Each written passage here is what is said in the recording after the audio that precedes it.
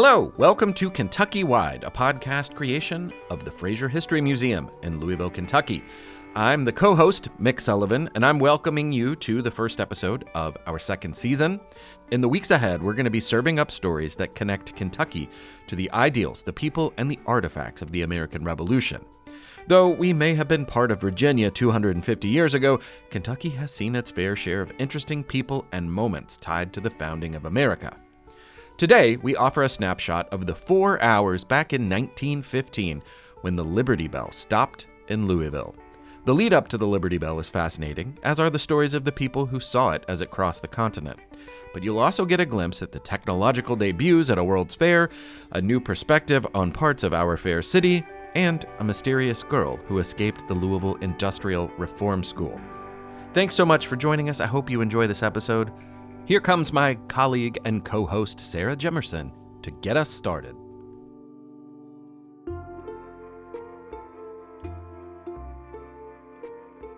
In late October of 1915, a girl named Rachel Davis climbed out of the third-story window of Louisville's Industrial School of Reform and made her way down the fire escape, sneaking into the night. She lived there full-time, but this night she was leaving. She hoped for good. Though authorities were on the lookout for the escapee, she managed to live life outside the walls of the school for 5 weeks. By the time Rachel fled, the Industrial School of Reform had stood for several decades on what is now the Belknap campus of the University of Louisville, near the intersection of Eastern Parkway and 3rd Street. Originally, the city had intended for a cemetery to occupy the land, but by the 1850s, the few souls resting there had been reinterred at the new Cave Hill Cemetery.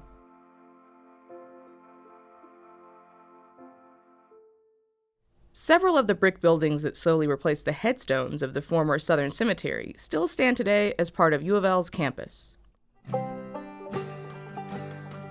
And after a temporary stint as Union hospitals during the Civil War, their halls no longer echoed with the sounds of injured soldiers. Those sounds were replaced by the familiar sounds that follow boys and girls.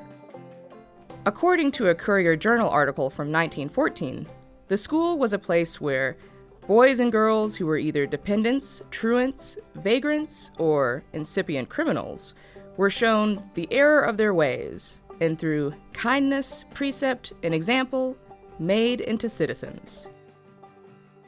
It was a residential facility, and though the article painted a group home full of smiling, happy faces, the large number of other stories the paper ran over the years about children escaping, many by making 3-story escape ropes from bed sheets, might paint a different picture. Boys and girls, largely African American, lived in the buildings. There were classes, study groups, and work hours. In 1901, residents of the home made over 12,000 seats from cane, to be assembled into chairs elsewhere.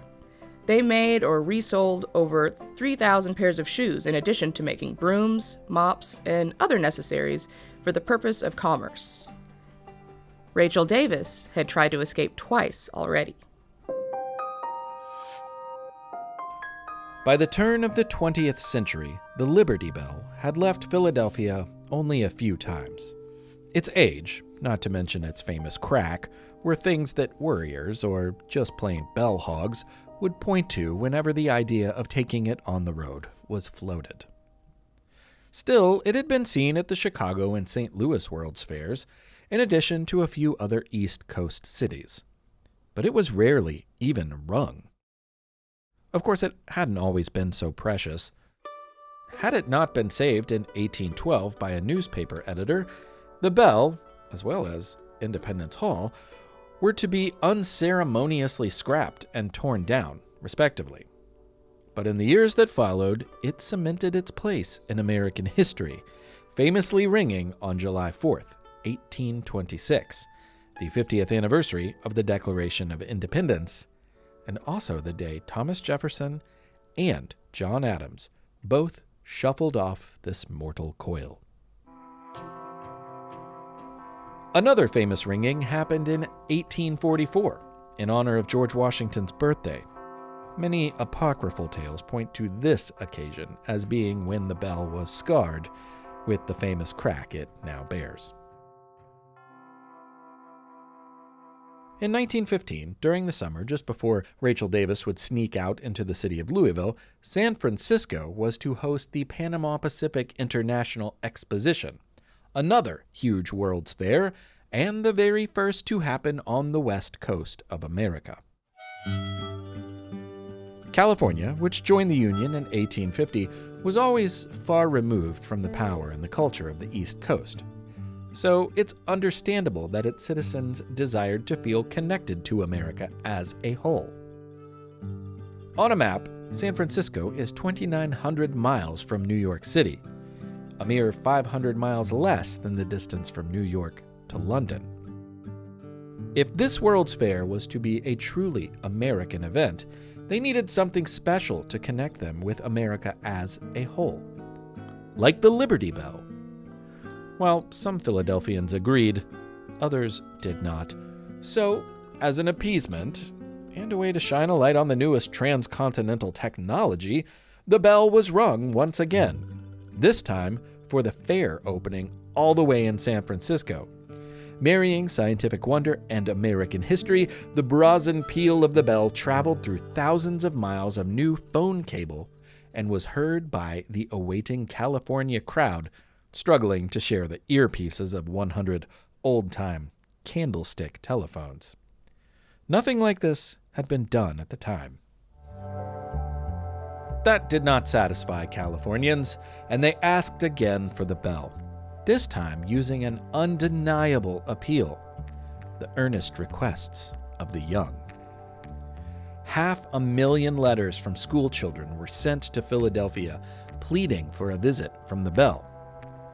Meanwhile, World War I was growing like a dangerous storm cloud in Europe, and many Americans realized some great unifier, especially amidst a surge of anti-immigrant feelings, would be a help to the country's general demeanor.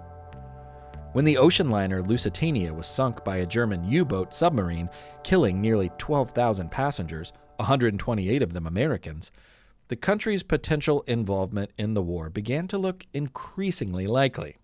This need for a national unity and support is largely what made the Liberty Bell's voyage across America a reality.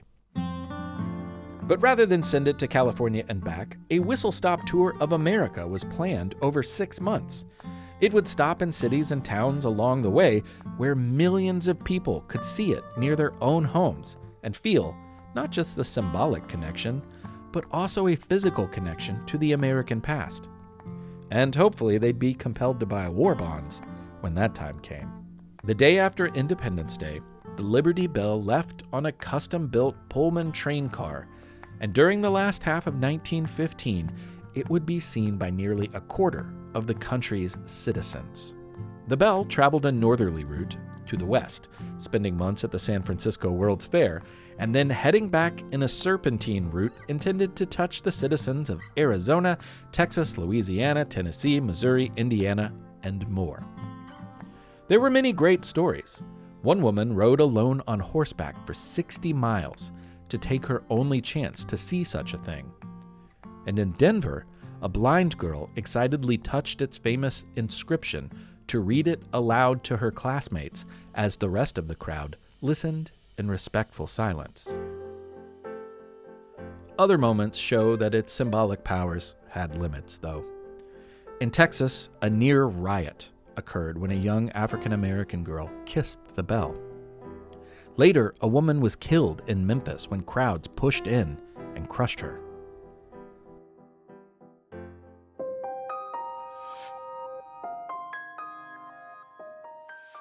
Though it's unlikely that she would have bought any war bonds at the time, Rachel Davis, the girl who escaped from the Industrial School of Reform, would be one of an estimated 40,000 Louisville residents to see the Liberty Bell when it was here in Louisville, Kentucky for 4 hours on November 22, 1915.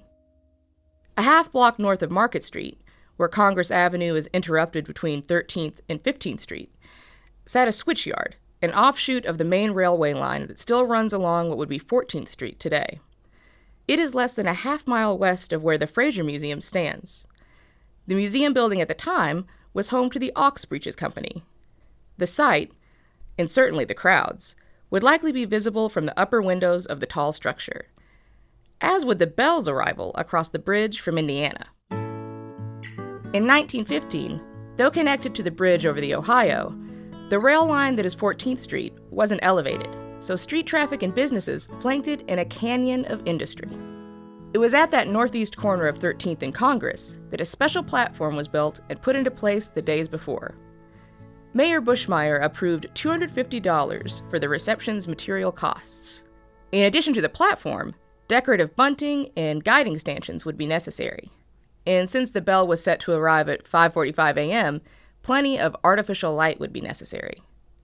The weather may have been perfect, but the sun would not rise until 7:15 that morning. Wishing to avoid a sad situation like what had happened in Memphis, the city arranged for 30 police officers to be assisted by 50 Boy Scouts in keeping order. And in another effort to keep order, a schedule was made for groups to see the bell in the 4-hour window. Priorities were placed upon historic organizations, veterans groups, they would go first, and children's groups, who would go later in the morning. School Superintendent Holland had sent letters home to all 30,000 students in the system, encouraging parents and guardians to take their kids to this once-in-a-lifetime opportunity. To make it easier for them to do so, he made arrangements for classes to start late, at 10:30 that day.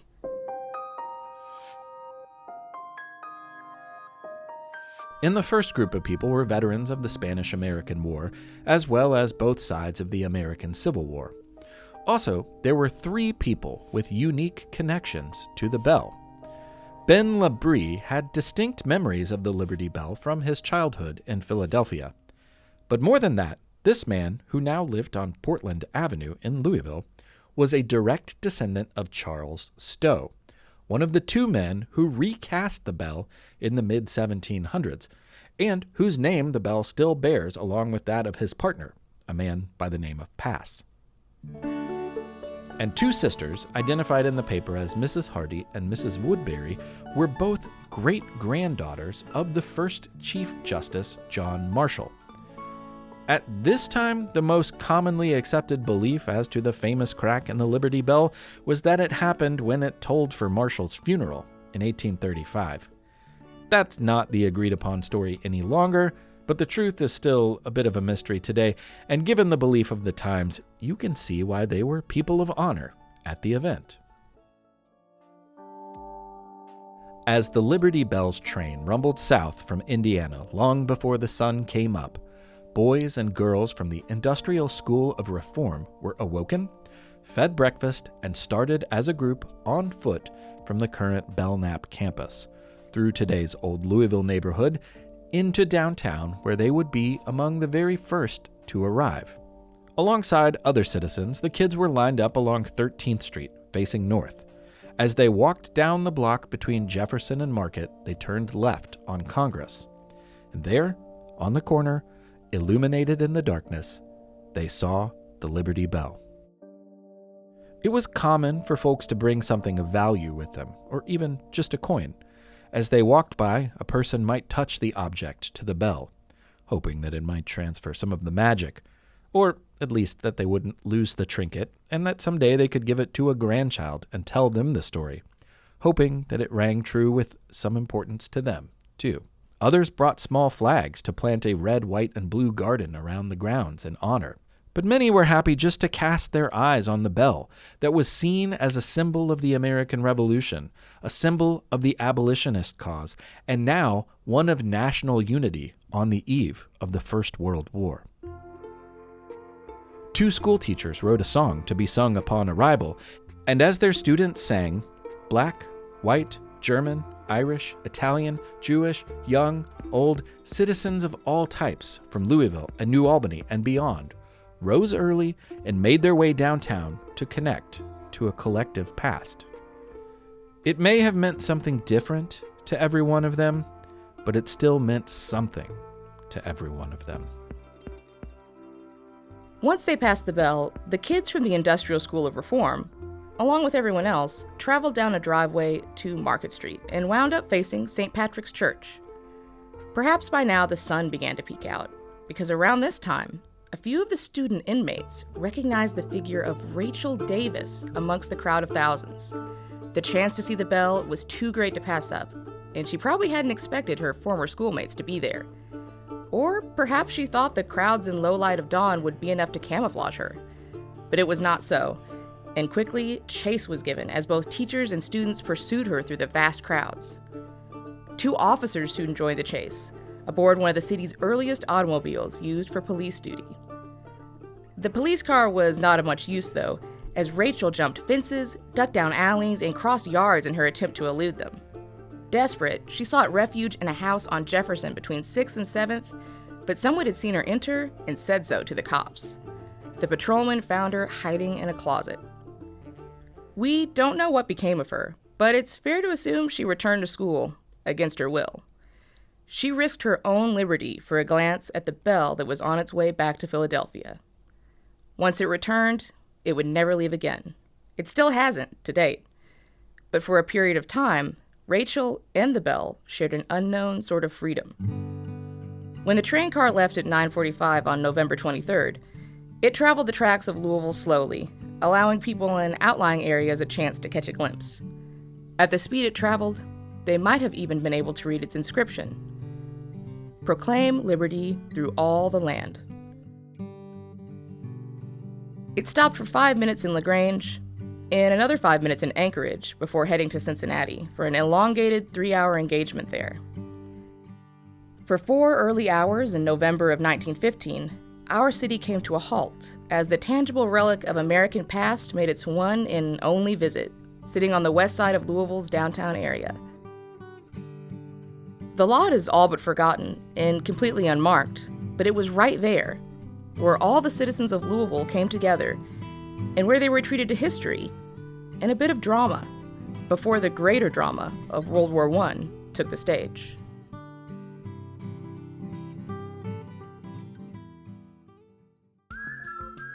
Thank you for joining us for this episode of Kentucky Wide, a production of the Fraser History Museum.